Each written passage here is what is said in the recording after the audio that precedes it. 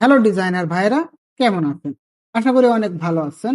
Finally আমি সেই ভিডিওটা নিয়ে চলে আসলাম, যেখানে ডাইনিং টেবিলের ভেক্টোরিয়া পাওয়া ড্রয়িং থেকে শুরু করে টুলপাত এবং এক্সপোর্ট পর্যন্ত সকল বিষয় সুন্দরভাবে তুলে ধরার চেষ্টা করব। বিস্তারিত জানতে পুরো ভিডিও জুড়ে অবশ্যই আমার সাথে থাকবেন। ভিডিওটা শুরু করার পূর্বে আপনাদেরকে একটা কথা বলে দিতে চাই, ভাই আমি কোনো কন্টেন্ট ক্রিয়েটর না, জাস্ট আপনাদের রিকোয়েস্টের জন্য ভিডিওটা নিয়ে আসা। সুতরাং সকল বিষয় আমি কিন্তু সাজিয়ে গুছিয়ে বলতে পারবো না। আপনারা আপনাদের যেইটুক প্রয়োজন সেইটুক অবশ্যই ভিডিও থেকে ক্যাচ করে নেবেন। মূল ভিডিওটি শুরু করা যাক। প্রথমে জেডি প্রিন্ট সফটওয়্যারটি ওপেন করে নেবেন। সবার সুবিধার কারণে আমি এখানে 2D যে ডিজাইন রয়েছে সেটি ড্রয়িং করে রাখছি। নতুন করে ড্রয়িং করার প্রয়োজন নেই, কারণ আমি জানি আপনারা যারা জেডি প্রিন্ট সফটওয়্যারটি চালান তারা অবশ্যই 2D ড্রয়িং করতে পারেন। প্রথমে এটিকে আমাদের 3D মডেলে নিয়ে যেতে হবে। তো 3D মডেলে নিয়ে যাওয়ার আগে এই ডিজাইনের যে মেজারমেন্ট আছে সেটি একটু আপনাদেরকে জানিয়ে দিই। এটা আমি ডিজাইনটা করেছি আমার কাস্টমারের যে পাওয়ার মাপ ছিল সেই মাপ অনুযায়ী। আপনারাও ভিন্ন ভিন্ন মাপে করে নেবেন আপনাদের কাস্টমারের প্রয়োজন অনুযায়ী। তো যে মাপটা আছে সে মাপটা যদি আমি আপনাদেরকে একটু দেখাই, সেটা হচ্ছে এখানে রুইতন যে শেপটা আছে এটাকে সিলেক্ট করে আমি যদি স্কেলে যাই, স্কেলে গেলে দেখতে পাচ্ছেন এক্স হচ্ছে 96.84 এবং ওয়াই হচ্ছে 243.2। সুতরাং এখানে 97 এবং এখানে 243। এই ছিল এই ড্রয়িং এর মাপ। তো এটাকে আমরা এখন 3D মডেলে নিয়ে যাব। প্রথমে এটাকে আমাদের 3D মডেল দিতে হবে।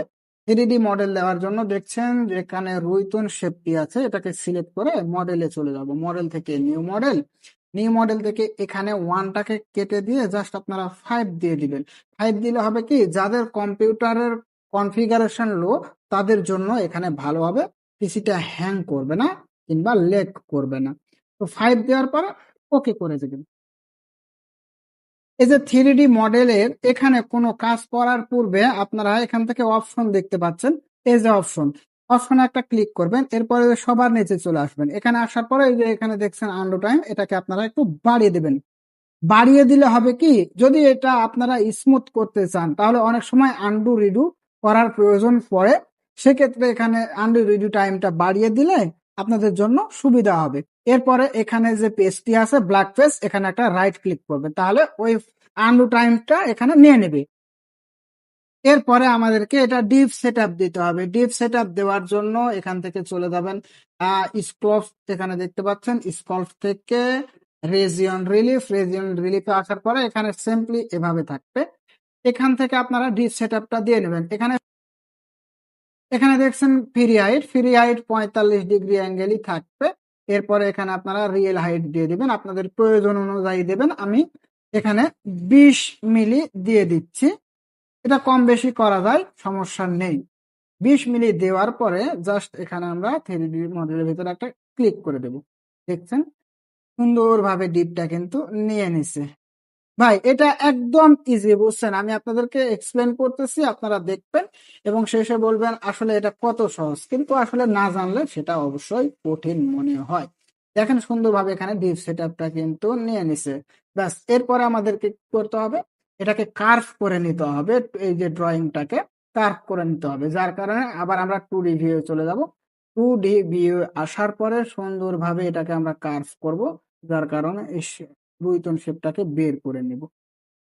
এরপরে এখানে আমাদেরকে এটা কার্ভ করে নিতে হবে। কার্ভ করার জন্য প্রথমে আমরা মিডিলে সিলেক্ট করে নিব। মিডিলে সিলেক্ট করে নিলে হবে কি, এখান থেকে কাটা শুরু করবে। এখান থেকে কাটা শুরু করলে আমরা বুঝতে পারবো ডিজাইনটা আমাদের কেমন হচ্ছে, তাহলে পরবর্তীতে ডিপটা কম বেশি করতে পারবো। যার কারণে আমাদের অবশ্যই মিডিল থেকে শুরু করতে হবে। তো মিডিলে এটাকে সিলেক্ট করব।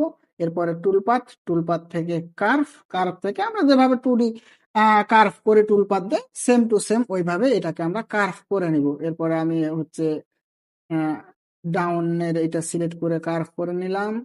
এরপরে আপের এটা সিলেক্ট করে কার্ভ করে নিলাম। তাহলে হবে কি, এই প্রথমে এই মাথায় কাটবে, এরপরে এই মাথায় কাটবে, তাহলে পুরোটাই আমাদের ক্যাপচার করবে যে আমাদের ডিজাইনটা পাওয়াতে কোথায় শুরু হচ্ছে এবং কোথায় গিয়ে শেষ হচ্ছে। এরপর পুরোটা এরপরে পুরোটা ধরে সিলেক্ট করে নেব, নেওয়ার পরে কার্ভ করে দিব। আমাদের কার্ভ হয়ে গেছে পুরোটা। এরপরে করব কি, যেটুক কার্ভ করছি এগুলো ডিলিট করে দেব, যেটুক কার্ভ করছি। এরপর এটাকে সিলেক্ট করে 3D মডেলে নিয়ে আসবো। 3D মডেলে নিয়ে আসার পরে পুরোটা সিলেক্ট করব। পুরোটা সিলেক্ট করার পরে 3D ভিউ চলে যাব। 3D ভিউ আসার পরে আবারও সিলেক্ট করব। সিলেক্ট করার পরে মডেল থেকে ট্রান্সফর্ম জেট, এখানে আসার পরে এই যে ম্যাক্স টু এক্স ও ওয়াই, এটাতে একটা ক্লিক করব, অবশ্যই ম্যাক্স জেটে ক্লিক করব। এরপরে স্কেল জেটে ক্লিক করব। এখানে আপনারা দেখতে পাচ্ছেন এই যে 20 মিলি ওখানে আমরা ডিপ সেট আপ দিছিলাম, এখানে কিন্তু 20 মিলি চলে আসছে। এরপরে এখানকার কাজ শেষ। নেক্সট আমরা চলে যাব আবারও টু রিভিউ। এরপরে এটাকে আমরা টুল পাথ করব। টুল পাথ দেওয়ার জন্য এটাকে আবার সিলেক্ট করব। সিলেক্ট করার পরে টুলপাথ থেকে টুলপাথ উইজার্ড, এরপরে নেক্সট নেক্সট নেক্সট, একবারে ফিনিশ, এটার কাজ শেষ। এরপরে এটা যদি আমরা দেখি যে যে ডিপ সেটআপটা আমরা দিলাম সেই ডিপ সেটআপটা নিয়েছে কিনা, যদি এখান থেকে না নেয় তাহলে অবশ্যই আমরা আবার শুরু থেকে কাজগুলো করতে পারবো। তো এটা দেখার জন্য সিলেক্ট করার পরে এখানে ভিউ, এই যে অনেকগুলো ভিউ এর অপশন আছে, এখান থেকে যদি আমরা স্যারেটে ক্লিক করি তাহলে এটা এমনটা চলে আসবে। এরপরে আপনারা মাউসের হুইল বাটনটা চেপে এভাবে দেখতে পারবেন। তো যদি এভাবে আমরা দেখি তাহলে যে দেখতেছি আমাদের যে ডিপ সেট আপ দিয়েছিলাম 20 মিনিট, সেটা কিন্তু সুন্দরভাবে হয়ে গেছে এখানে। ব্যাস, কাজ শেষ ভাই, এইটুকুই কাজ ছিল, এইটুকুই কাজ ছিল, আর কোনো কাজ নাই। এরপরে আমরা আবার টপ ভিউ চলে যাব, যাওয়ার পরে এখানে আবার 2D ভিউ করে দিব, ব্যাস কাজ শেষ। এরপরে আমরা যেভাবে 2D গুলো এক্সপোর্ট করি, টুলপাথ এক্সপোর্ট করি, সেভাবে এখানে সিলেক্ট করলাম, সিলেক্ট করে টুলপাথ, টুলপাথ থেকে এক্সপোর্ট টুলপাথ, ফাইলের একটা নাম দিলাম, ডেস্কটপে দিব, ডেস্কটপে দিলাম, যে কোনো একটা ফাইলে একটা নাম দিলাম, আমি DDS দিলাম। দেওয়ার পরে সেভ। 2D পিক পয়েন্ট অবশ্যই মিডিলে দিব, মিডিলে দিব, ইন্টার, ব্যাস কাজ শেষ। এরপরে এখান থেকে যদি আমরা যাই যে দেখি এটা নিয়েছে কিনা, আমাদের টুলপাথটা এক্সপোর্ট হয়েছে কিনা, তাহলে যদি, কোথায় নিলাম, এখানে নেই নাই, এখানে নিচ্ছি হয়তো, আহ কোথায় নিচ্ছি, এখানে নিচ্ছি, যদি দেখি তাহলে এই যে এখান থেকে এটা আপনার নিয়ে নিছে, দেখছেন সুন্দরভাবে এটা নিয়ে নিছে।